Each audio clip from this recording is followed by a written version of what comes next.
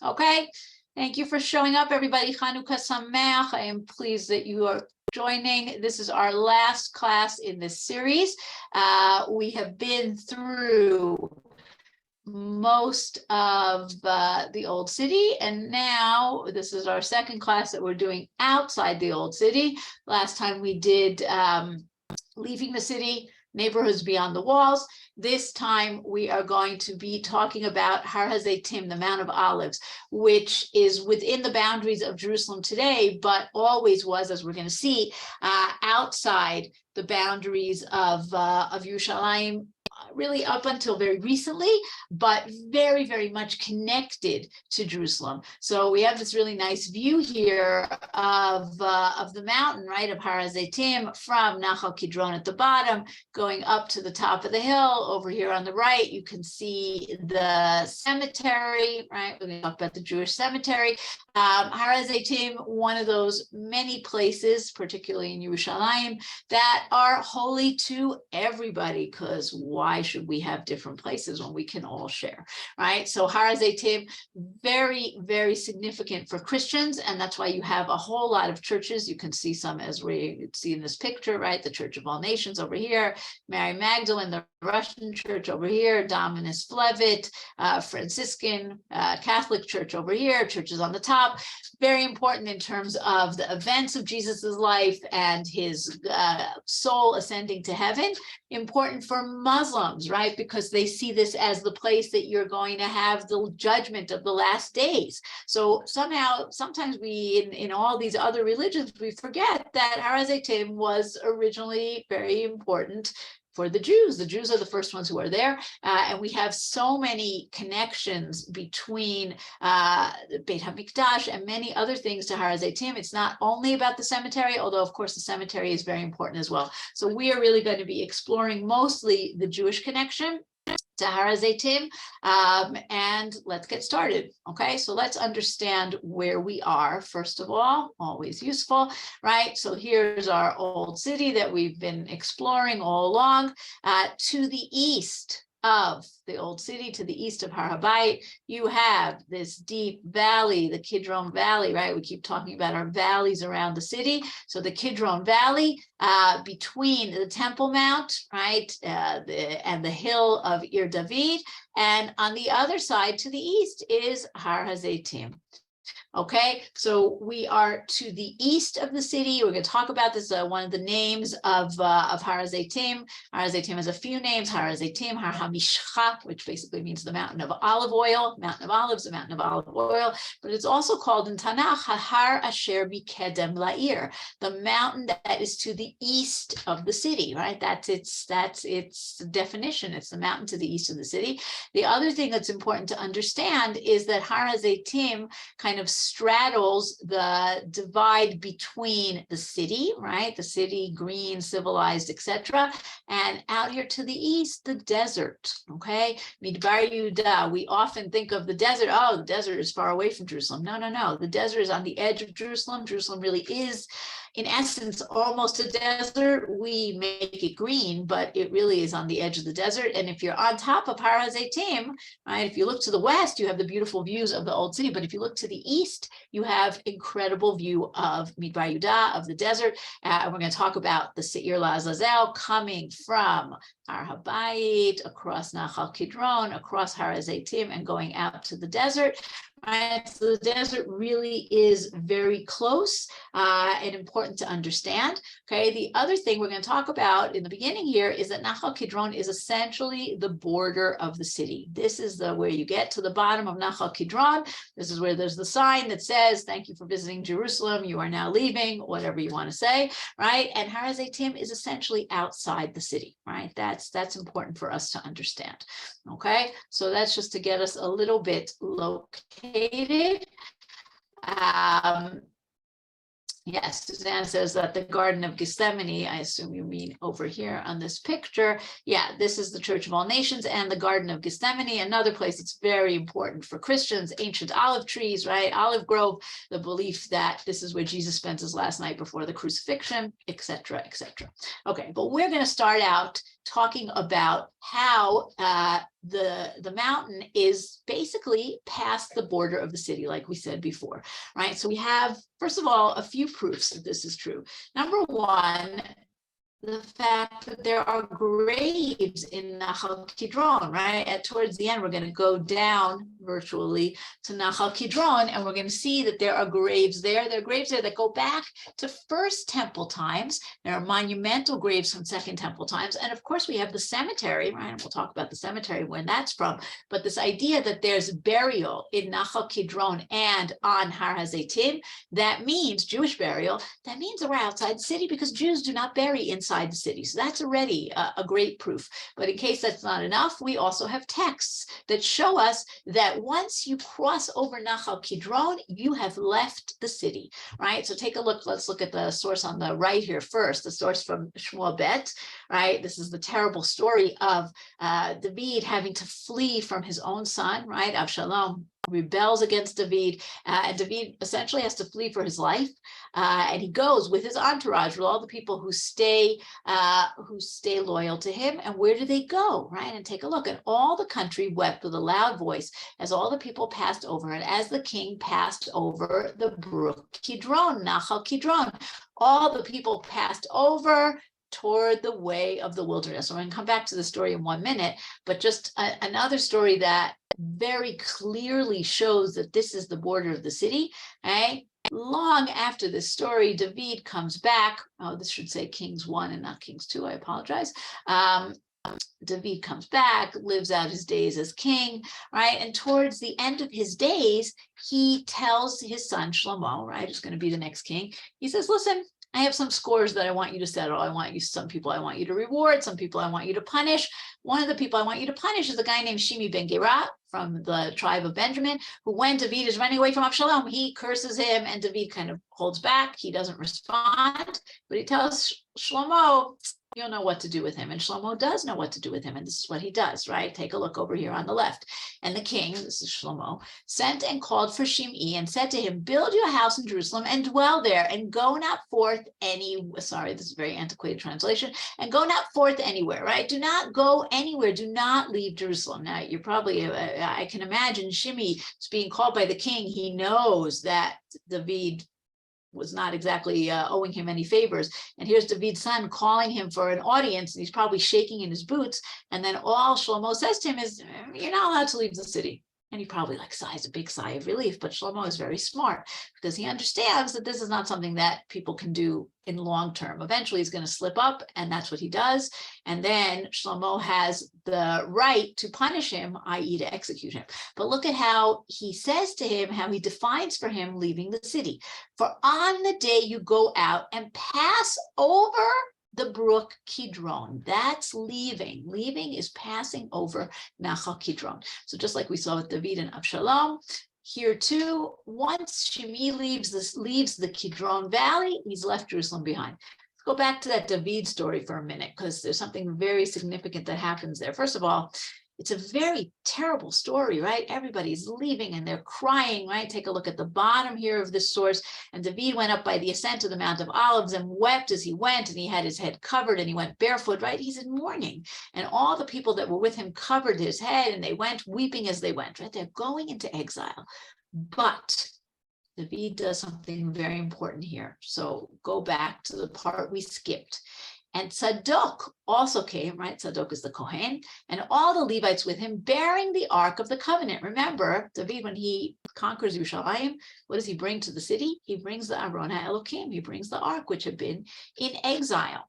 And now Tzadok says, okay, you have to leave, but we're going to take the Aron with us, right? But what does the king say? And the king said to Tzadok, carry the Ark back into the city. If I find favor in the eyes of the Lord, he will bring me back and show me it and its habitation.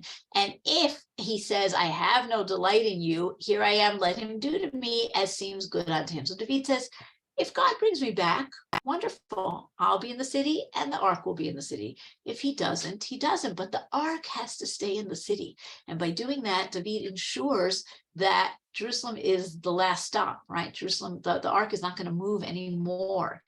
and Jerusalem remains the holy place, and there's no more transition to a different city. So that's just an important point, not necessarily connected to Har HaZeitim. Okay. We'll come back to the significance of Har HaZeitim in a second, but just Susanna asked if the Garden of Gethsemane is in my original picture. This is a picture from the Garden of Gethsemane. This is a beautiful garden at the bottom of Har HaZeitim with these very ancient olive trees. And they're about 1,000 years old, we think, go back to Crusader times, and maybe are even shoots from even older olive trees, right? The people who come to visit the garden really see it as the place that has the original trees from the time of Jesus. And they're beautiful trees, right? As you can see, these really thick trunks, these very, very ancient trees. Olive trees can live a very, very long time. But this is nice to see because it tells us the significance of the name. Har HaZeitim, the mountain of olives. It's not named that way just because it's poetic. It's named that way because this is where olive trees were grown. Think about olive trees, very appropriate time of year to think about them.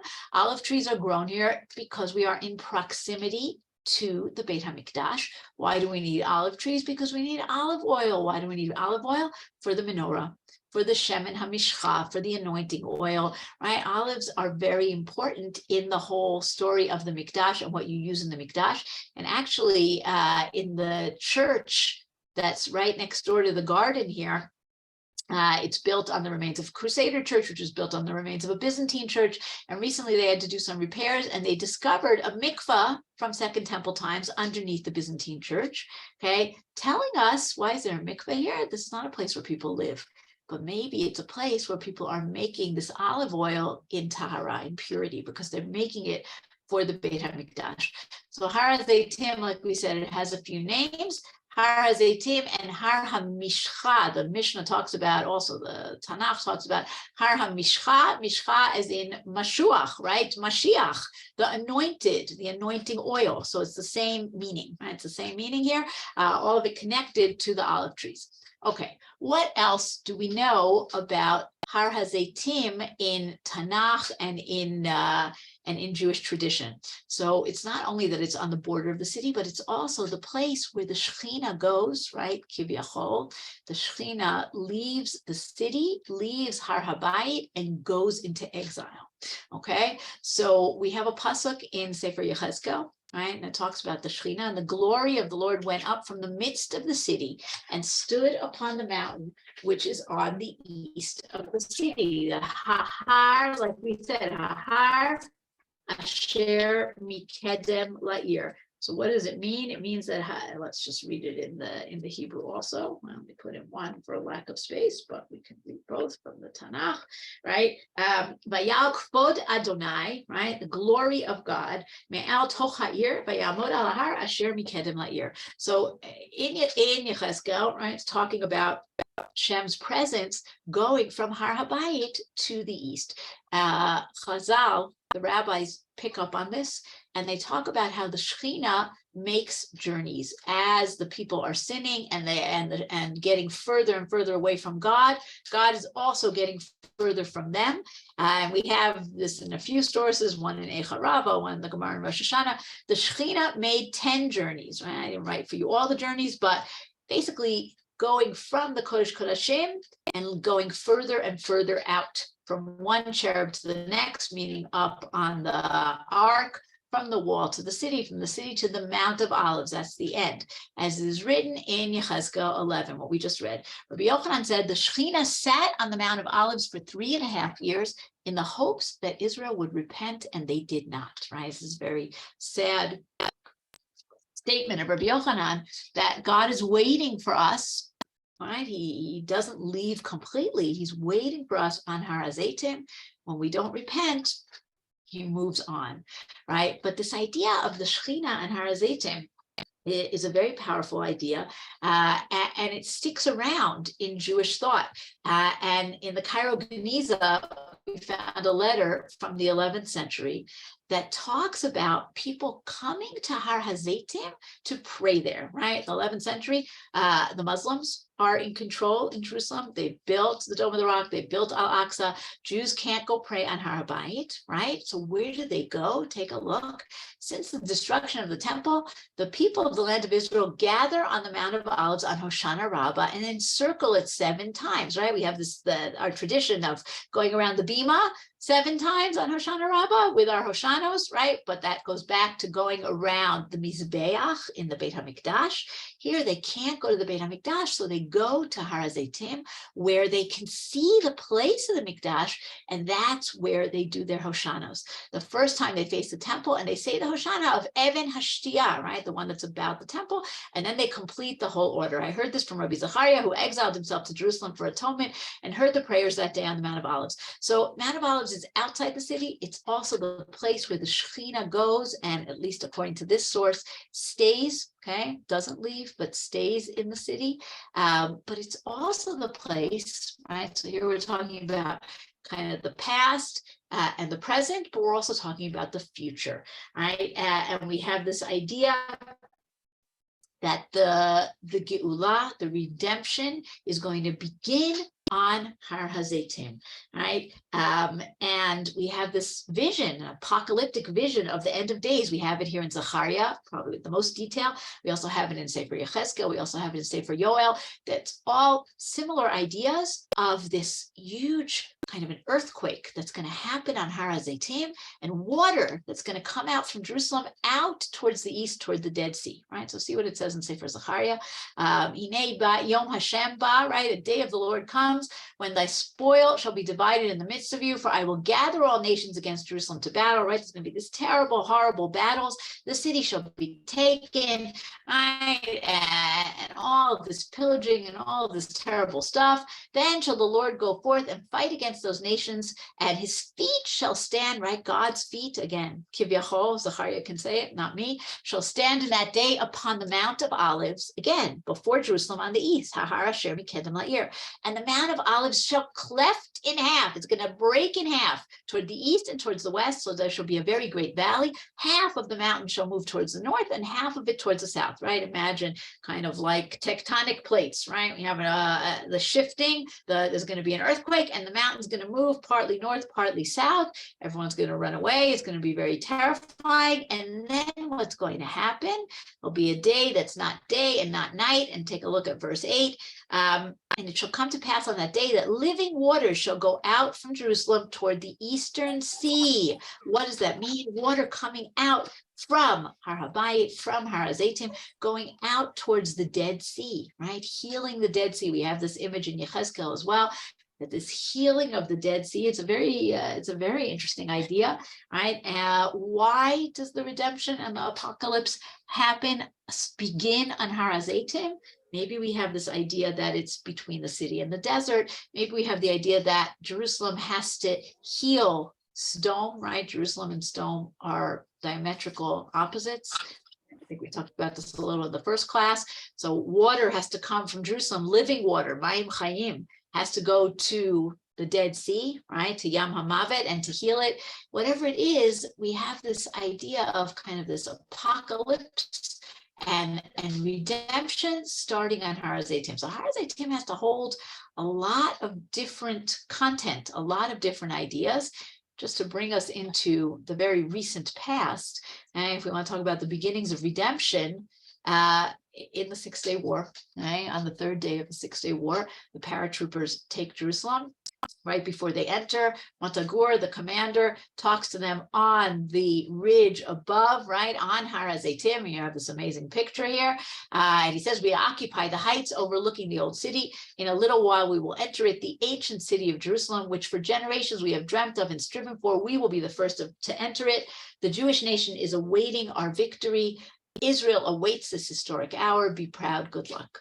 Okay, so in modern times as well, this is our Atchalta de Geula. This is our beginning of reclaiming the old city, coming back, entering through the Lion's Gate and going up on Har HaBayit, also starting on Har HaZeitim. Okay, let's go back to a little bit more prosaic things.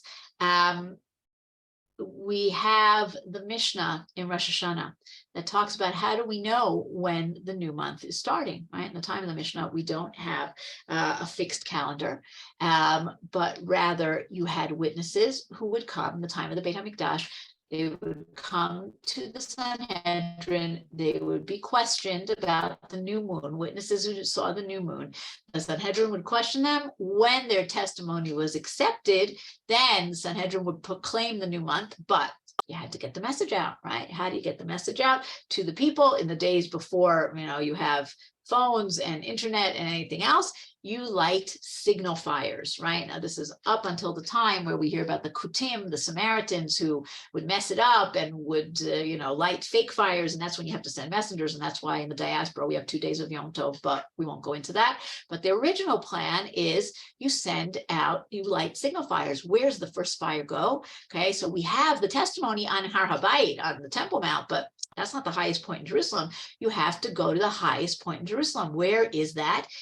It's on the highest part of Har HaZeitim, right? Har HaZeitim, Har HaTzofim, which is the same mountain. That's the highest place in Jerusalem. Okay, where is that? That's what this picture is over here on the left.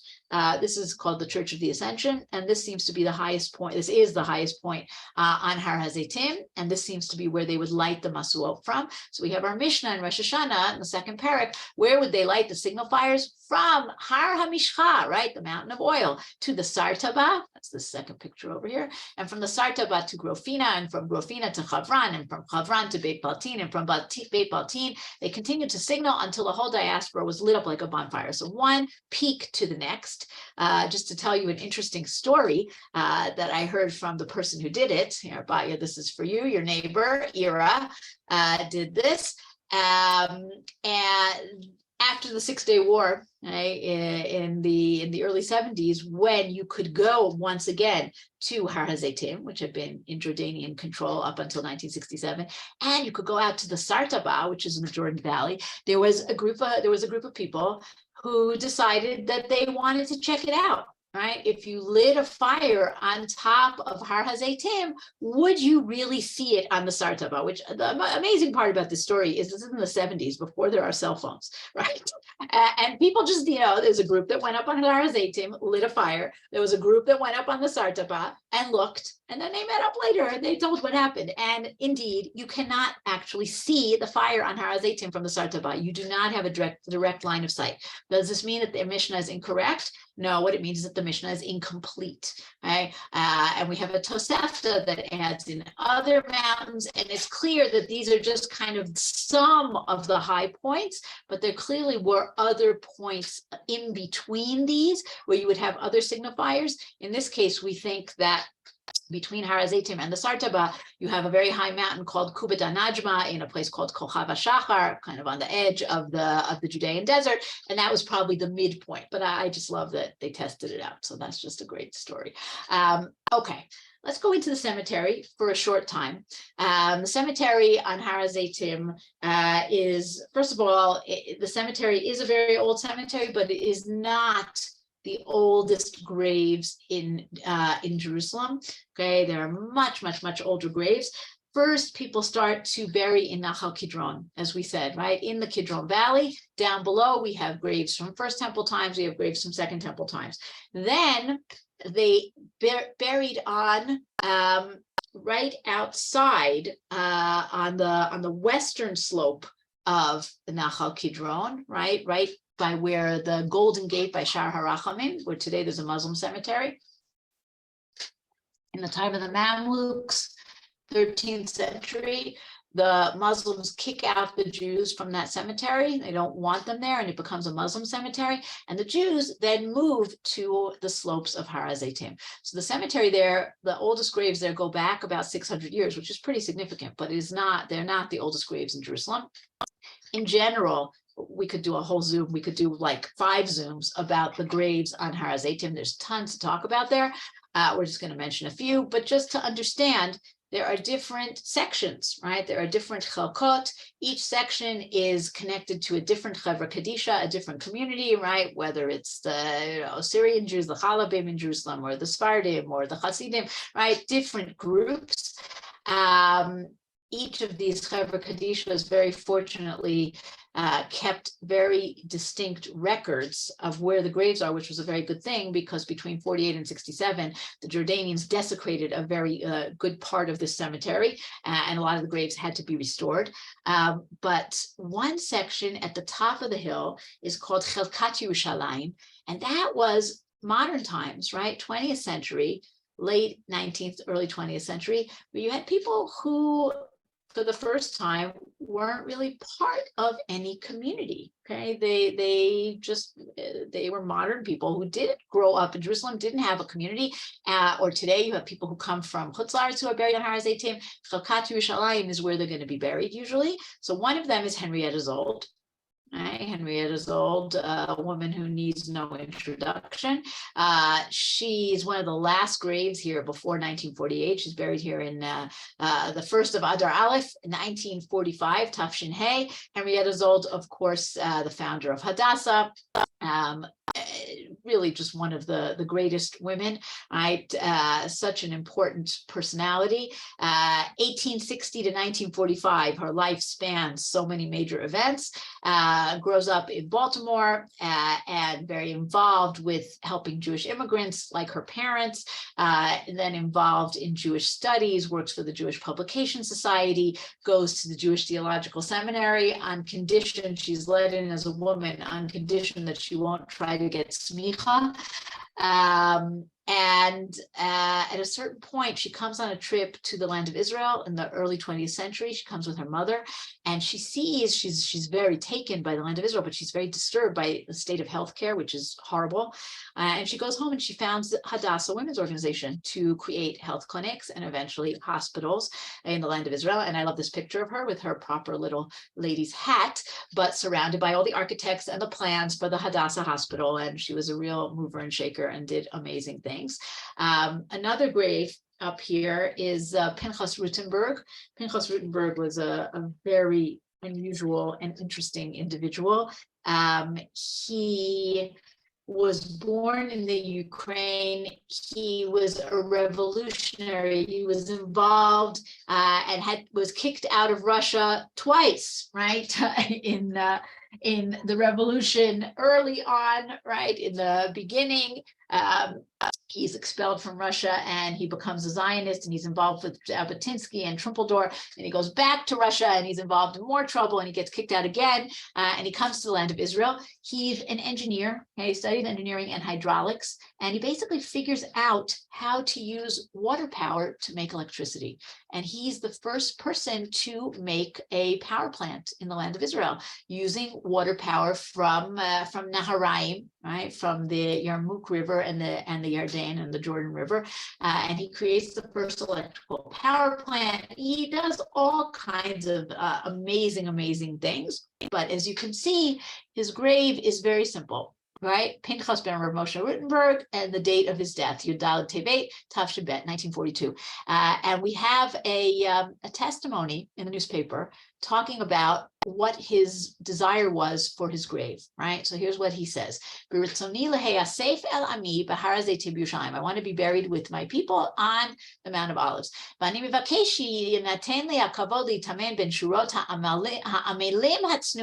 He's very much a socialist. I want to be buried with the humble workers. I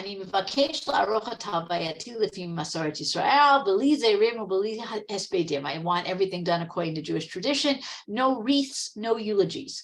And then he asks for his nephews to say Kaddish, right? And he tells them he wants them to become educated. And then he says, all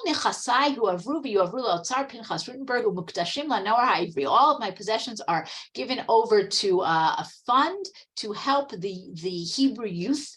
Okay, and people can give money for it. Ulam bakashati shalola aroch kol asfei kesef amamiyim lahansachat shmi. Don't collect any money to memorialize me. Ani mevakesh kmo ken lo likrot rechovot, nechalot, kfarim, umoshavot bishmi. Do not name anything after me. Have you ever heard of a person who doesn't want anything named after him? This is Pinhas Rutenberg, very, very humble. It doesn't quite work. He does have a few things named after him, but not so much. But that was his desire. He said, I just wanted to give to the Zionist enterprise, he wasn't really such a Zionist, but he wanted to help Jews in the land of Israel. And I don't want anything named after me. So that's just rather unusual. Okay, another famous grave, Shai Agnon. Shai Agnon, so far the only Hebrew writer to get the Nobel Prize for Literature for Hebrew, for writing in Hebrew. And he also has interesting thing on his grave, right? It talks about it lists his date of death, Yud Aleph Adar Aleph. So we have a lot of Adars here. Hey, Tafshin Lamed, right? 1970, but his date of birth, Tisha B'Av Tafresh Memchet, 1887. Now, he was not born on Tisha B'Av. Okay, we have the records. He's born around the time of Tisha B'Av, but he was not born on Tisha B'Av. But he was a poet, and he had a sense of poetry, and he wanted to be born on Tisha B'Av. And in his Nobel Prize speech, which is what I put for you here, this is what he says. He connects himself to the destruction of the temple. He's born in Bukach. He's born in Eastern Europe, but he sees himself as somebody who's connected to the temple and to Jerusalem. So he says, as a result of the historic catastrophe in which Titus of Rome destroyed Jerusalem and Israel was exiled from its land, I was born in one of the cities of the exile, meaning he was born 1800 years after the destruction of the temple, but he sees it as a consequence of the destruction of the temple. But always I regarded myself as one who was born in Jerusalem. In a dream, in a vision of the night, I saw myself standing with my brother Levites in the holy temple, singing with them the songs of David, king of Israel, melodies such as no ear has heard since the day our city was destroyed and its people went into exile. I suspect that the angels in charge of the shrine of music, fearful lest I sing in wastefulness what I had sung in my dream, made me forget by day what I had sung at night. For if my brethren, the sons of my people, were to hear, they would be unable to bear their grief over the happiness they have lost.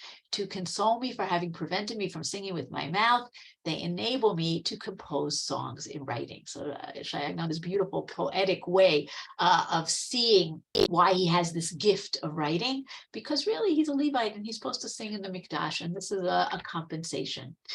Okay, we'll come back to the cemetery for a few more graves, but we're going to make our way down the hill. And the next stop adjacent to the cemetery is a cave that you can go in, and you can see it's a large burial cave, which has 26 kind of burial niches, kuchim, and it's called the Kivrei HaNeviim, the graves of the prophets, right? And the tradition is that this is graves of prophets from the beginning of the Second Temple period, Haggai and Malachi. It is not. Okay, these are graves that some of them are from Second Temple, but most of them are from Byzantine Christian pilgrims who come to the land of Israel and who die here. At some point in the Middle Ages, the Jews connect this to the prophets, and the Christians connected as well. But it really is not connected, but it's still a fascinating place to look at. But it's a nice place to talk for a minute about Haggai. So the prophets, Haggai, Zechariah, and Malachi, we already looked at Zechariah.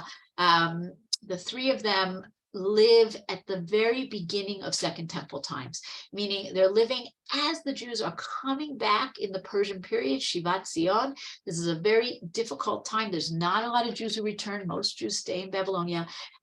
They don't have a lot of resources. They start to build the temple, and then they have to stop. The Persians stop them, and then they're allowed to start again, but they're reluctant to use their limited resources to build the temple. And along comes Haggai, and he explains to them that building the temple is going to help them and not hinder them, right? So here he is in the second year of Darius the king, in the 6th month, the first day of the month, right? came the word of the Lord by Haggai the prophet unto Zerubbabel, and he says, the people say the time has not come that the Lord's house should be built. Lo eit bo eit beit Hashem livnot, right? And the word of the Lord came saying, is it a time for you yourself to dwell in your houses while this house lies waste? You're worrying so much about yourself, about you're making a living, about your food. It's not going to work that way. You have it backwards, right? He says, go up to the hill country, bring wood, build a house, and I will take pleasure in it, and I will be glorified. Okay? You look for much, and it comes to little. When you bring it home, I did blow upon it, meaning the little that you have disappears. Why, says the Lord? Because of my house that lies waste, while you run every man for his own house. If you do for me, says God, if you give your resources to build the temple, I'm going to give back to you, and you will be able to prosper. That's Haggai's message. It's not an easy message to follow, but that's his message, that eventually, right, he says, the glory of the later house will be greater than the glory of the first house, which is very hard for the people in the beginning of Shivat Zion to believe. Really? Our temple is going to be greater than Solomon's temple? Yes, and it is, but it's a hard message to hear at that time. Okay, back to the cemetery for another few graves. As you continue down the hill, you come to the mass grave, right, the Kever Achim, of the fighters in the Jewish quarter who were killed and buried in the Jewish quarter in 1948, right, in May of 1948. Next to them, he dies many years later, right? He only dies in the 1990s. All right, Moshe Rusenak in the 2000s, actually. When does he die? Moshe Rusenak, Tafshin Samach Vav, 2006. Am I remembering that? Am I doing that correctly? I think I am. Right. So Moshe Rusenak was the commander of the city within the walls. He was very, very young, as you can see, right? Tafresh Pei Dalet. He was 24, and he was the commander of the struggle against the Jordanians in 1948. He survived. He was taken prisoner, captured by the Jordanians in the surrender, and taken prisoner to Jordan and brought back. But when he died, many years later, he was buried next to those who fell in the Jewish quarter in 1948. The battles in 1948 in the Jewish quarter were some of the worst battles of the entire War of Independence. The Old City is under siege for 6 full months from the beginning of the War of Independence at the end of November 1947 until the surrender May 28, 1948. And the last couple of weeks, there are quite a lot of people who are killed and who are buried in the Jewish quarter because they can't be taken out. They remain buried in the Jewish quarter until 1967. And after the 6-Day War, their remains are taken out. They're buried together here on Har HaZeitim, facing towards the Old City, right? Very beautiful view of the Old City, of the place that they tried to defend. One of the people who's not buried here, but did die in the battles of the Jewish quarter, she was wounded and she died a few days after the surrender. And so she's buried on Mount Herzl and not in the Jewish quarter, but her story is a very powerful story, and that's Esther Kalingold. And Esther Kalingold was a young British woman. She was in London during World War II, lived through the Blitz as a teenager, and then decided she was going to come to the land of Israel, right? Very much a Zionist, comes to the land of Israel and decides she needs to go and to help in the fight and in the struggle. She gets into the Old City and she's involved in whatever is necessary, right? In fighting, in holding positions, in running messages from one place to another, in helping in the infirmary. She's wounded in the last days before the surrender, and she dies a few days after the surrender. This is a letter that she wrote to her family about a week before she was wounded, and we still have that letter.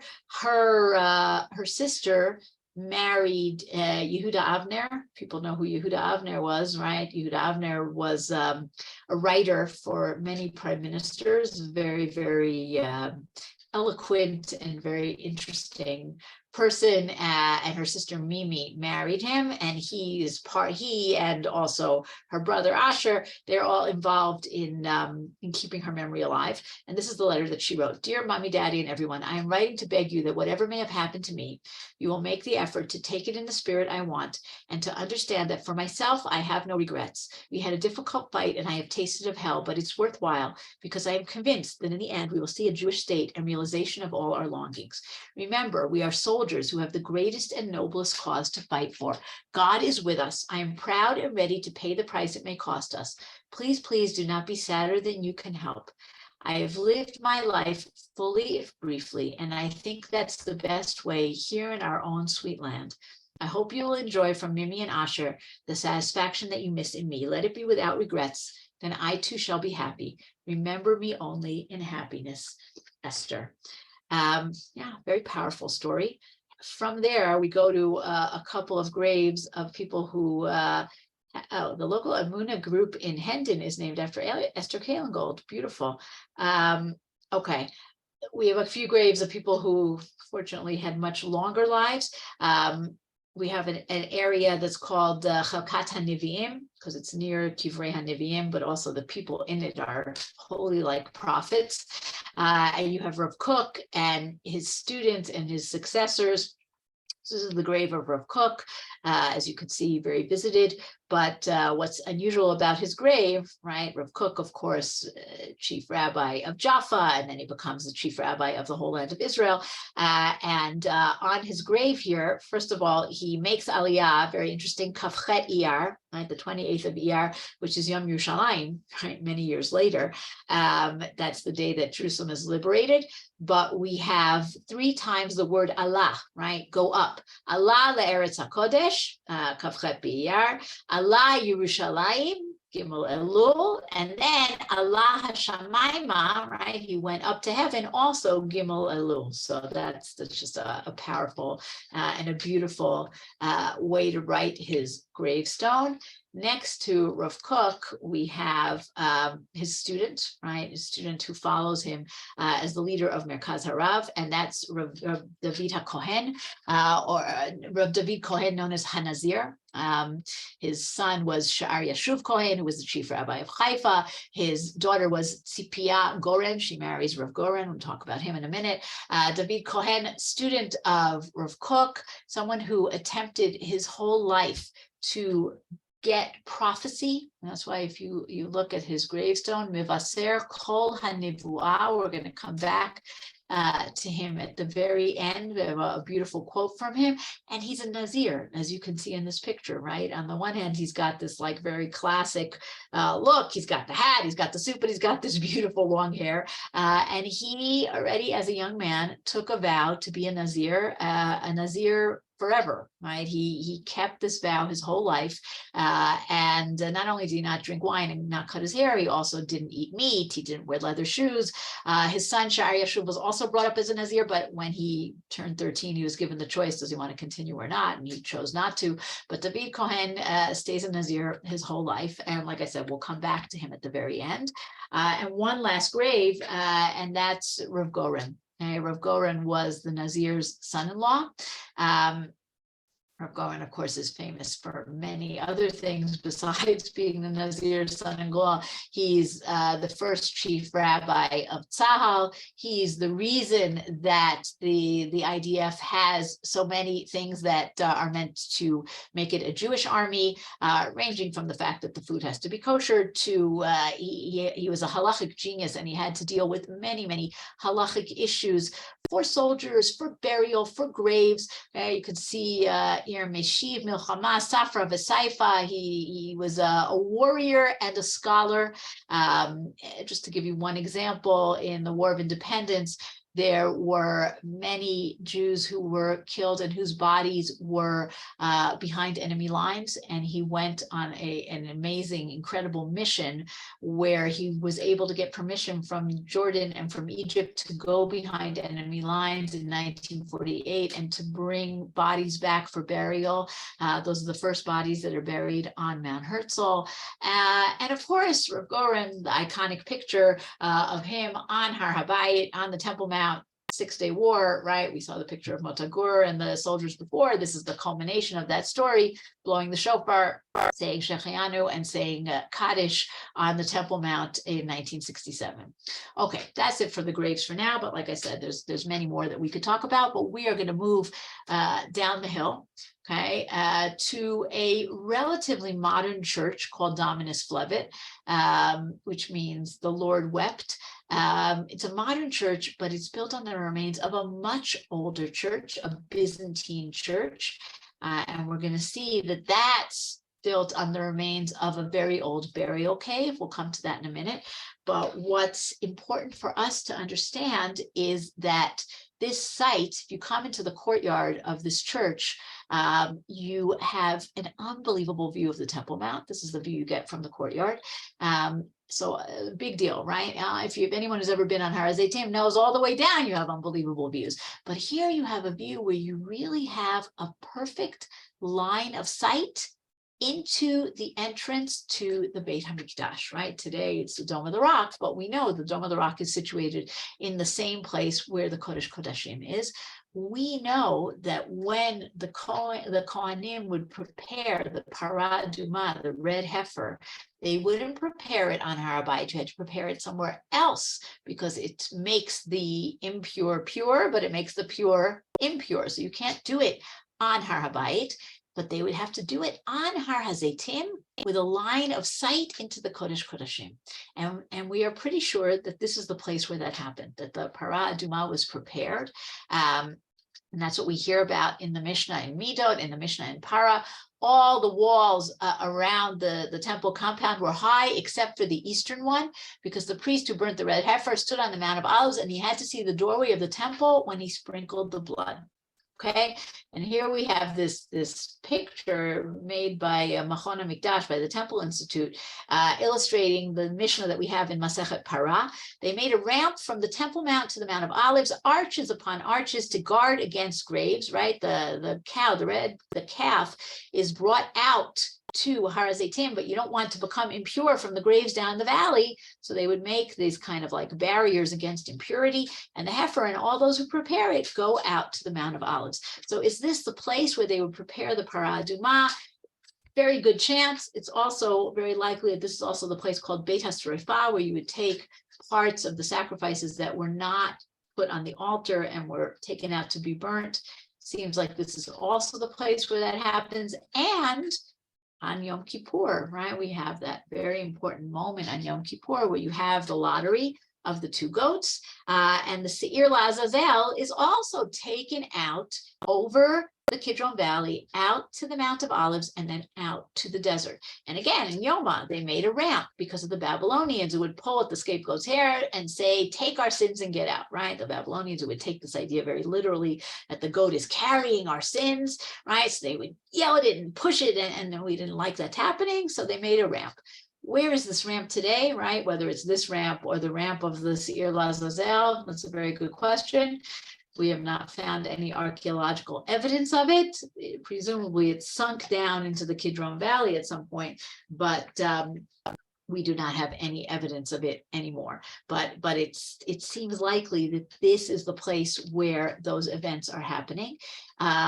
Also in the area of the church, right outside the courtyard of the church, there's a burial cave, and the burial cave has in it many ossuaries, right? What are ossuaries? Ossuaries are bone boxes, right?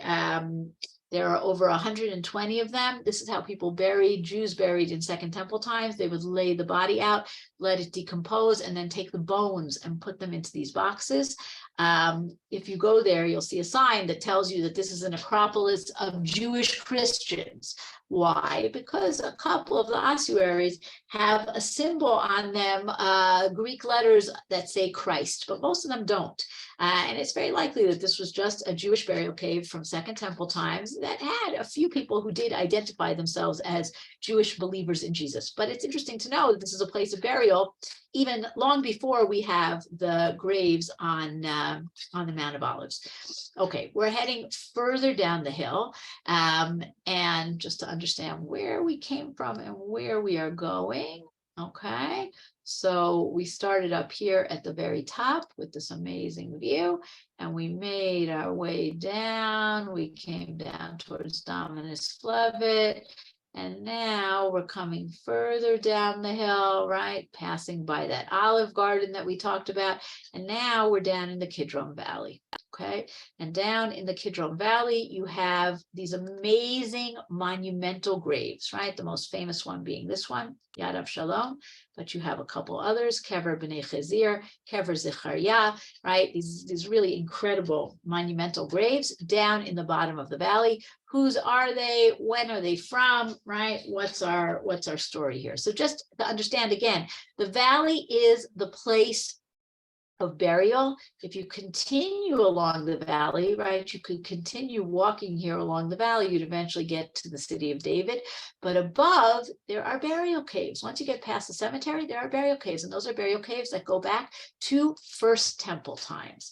These graves here, these are Second Temple graves. Okay, now, yes, Yad Avshalom seems to be a memorial for Avshalom. Avshalom, King David's son, right? First Temple times. We have a pasuk that says Avshalom in his lifetime took and reared up for himself the pillar, which is in the king's valley, for he said, I have no son to keep my name in remembrance. And he called the pillar after his own name, and it is called Avshalom's monument, right? Yad Avshalom, unto this day, right? Which is it's a very strange pasuk, because we know that Avshalom actually does have children. So what does it mean he doesn't have children, right? We're not going to go into that. That's a good question for Bible scholars, for commentaries, right? But what does he do? He makes himself a yad, right? Let's just read the words in Hebrew. Yudchet, this is Yud, sorry. Yudchet. L'Avshalom lakach v'yitzev lo b'chayav et matzevat asher be'emek hamelech, right? He makes a monument, right? Vayikra matzevat al shmo, la matzevet al shmo, vayikra la Yad Avshalom. A yad is not a hand. A yad is a memorial. I mean, it is a hand, but it also means a memorial, like Yad Vashem. Okay, and here you have this memorial down in the valley. It seems that at the top of this little spitzy thing, this little pointy thing, there was a hand at some point, which broke off, and this became known as Avshalom's monument. Is it Avshalom's monument? It most certainly is not. Okay, the style is Second Temple. In fact, anyone who's been to Petra, this may remind you of Petra, or if you've been to Herodian, or if you're coming on the trip next week, we're going to go to Herodian and talk about Herod's grave. Okay, this is the style of Herod's grave as well. This is a Second Temple, late Second Temple style. But the traditional view of the people of Jerusalem was that this is Avshalom's grave. And in fact, we have stories that the people of Jerusalem, if you had a child that wasn't behaving quite properly, you would take him down to the Kidron Valley, to Yad Avshalom, who's the ultimate, disobedient son is Avshalom. Take him down there, read him the verses in Sefer Devarim about the Ben Sorer Umoreh, the rebellious son, and then you would take stones. You wouldn't stone the child, this is all as a warning, but you'd throw stones at the base of the monument. Now, people told the story, it sounded like an old wives' tale, but in the 70s, when they excavated these graves, they actually found a huge pile of stones at the base of this monument. So that's just kind of neat that people actually did do this, but it is not Avshalom's grave. As you continue along the valley, you come to two other graves, right? One is called Kever B'nai Chazir, that's this one with the pillars, and the other one is called Kever Zechariah. Okay, Kever B'nai Chazir, why do we call it that? Because there's actually an inscription that was discovered on top of the monument, and it says, Zeh Kever B'hanefesh, this is the monument, and the nefesh is like the top part of the monument that's meant to symbolize the soul going up to God. Shel Elazar, Chonyo, Yoezer, Yehuda, Shimon, Yochanan, right? All of it's a family grave. B'nai Yosef, Ben Oved Yosef, Elazar, B'nai Chonyo, Kohanim, Mi B'nai Chazir. B'nai Chazir, one of the families of the Kohanim who serve in the temple, and these guys are part of that family, and they were probably very wealthy, and that's why they get buried down here. So these are the B'nai Chazir. Zechariah, we talked about Zechariah at the beginning of the class. This is a different Zechariah, okay? We hear about Zechariah in Sefer Yirmiyahu. He's a prophet who is killed, and we have this Gemara in Gittin that talks about how Nebuchadnezzar's general comes and he sees that there's blood boiling up from the floor of the Temple Mount, and he says, "Whose blood is it? Why is this blood boiling?" And he gives sacrifices, and then he kills people. He kills the rabbis. He kills the children, and this is all because Zechariah was killed by the people for being a prophet, saying things they didn't like. And this is just an example of the punishments the people got for doing that. And finally, even Nebuzaradan, even this Babylonian general, has enough. He says, Zechariah, I have slain the best of them. Do you want me to destroy them all? And when he said this to him, it stopped, right? The blood stopped bubbling. Again, very powerful story, not a First Temple period grave, but a good story nonetheless. Okay, our last grave that we're going to look at down in the valley is the grave of somebody much more recent.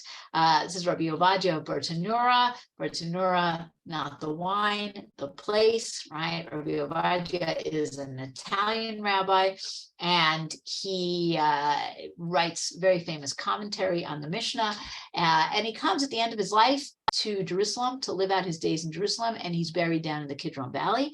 And this is a letter that he writes home. And he says, I have taken a house here close to the synagogue. The upper chamber of my dwelling is even in the wall of the synagogue. In the court where my house is, there are 5 inhabitants, all of them women, right? Which is not so unusual. A lot of people would come to Jerusalem basically to like live out their days and be buried in Jerusalem. Women tended to live longer than men. And so there were widows, but the men were all gone. There's only one blind man living here, and his wife attends on me. Most of those who come to Jerusalem from foreign countries fall ill, owing to climactic changes and the sudden variations of the wind, now cold, now warm. All possible winds blow in Jerusalem. It is said that every wind before going where it lists comes to Jerusalem to prostrate itself before the Lord. And if you've been in Jerusalem in the winter, you know that blessed be he that knows the truth. Okay, our final source that we're going to look at is the Nazir. Back to the Nazir. Okay, the Nazir was always on a quest to receive prophecy, and he would do all kinds of things. He would listen to music. He would try to put himself in a state to receive prophecy, and he would sometimes go down to the Kidron Valley to Yad Avshalom. And this is from the Nazir's diary. Okay. And he talks about a visit that he made to Yad Avshalom, right? Miyomanei Nazir of David Cohen, from the diary of the Nazir. Halachti lashiv ruchi misaviv le'ir hakodesh al harim hakdoshim misaviv li b'chai ruchi. I went to restore myself and the mountains around the holy city, and my soul came back to itself b'mar nafshi mod, when I was very upset. Yashavti mimul Yad Avshalom, I sat opposite Yad Avshalom, v'hotzeti tanach shel kis sheli v'karati, and I took out a small tanach and I read, Ruchi chai v'nafshi itpashta b'chol hamar'eh ha'nehedar ha'mistareh shamat. My soul came back to life and was filled with, my soul was filled with the incredible view that I saw there. Bishvilei haniviim shedarchu shama, in the paths of the prophets who walked there. V'ruchi b'tikva v'tochel b'tzipiyah l'nuboah shetitgala. And I was filled with the hope and the yearning that prophecy will be revealed. Ubilibi gam tzipiyah yeshiva hagdola. I also had hopes for the great yeshiva, which is Merkaz Harav, right? Rav Kook's yeshiva. Beit HaMidrash sheyibaneh sham, that will build our yeshiva there in Nachal Kidron. Shezei yamim achadim arachti tochnit la. I've made plans for it. Ukratia limaran harav shlita. I called it in the memory of Rav Kook.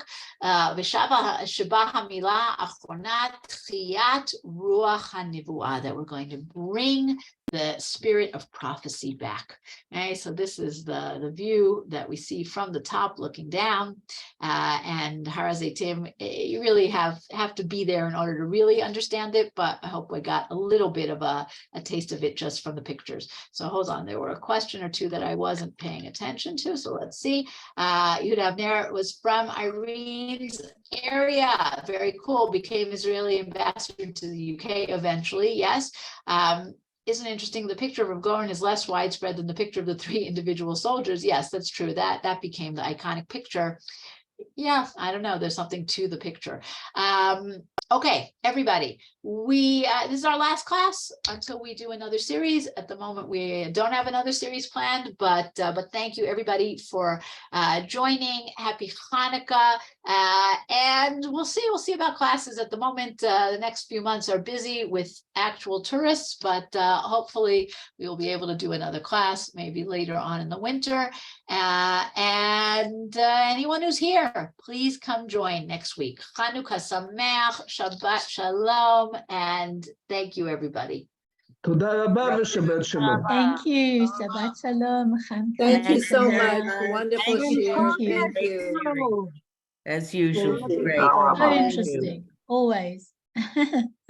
Thank you, Sameach. everyone. Chag Sameach. Sameach. Thank you.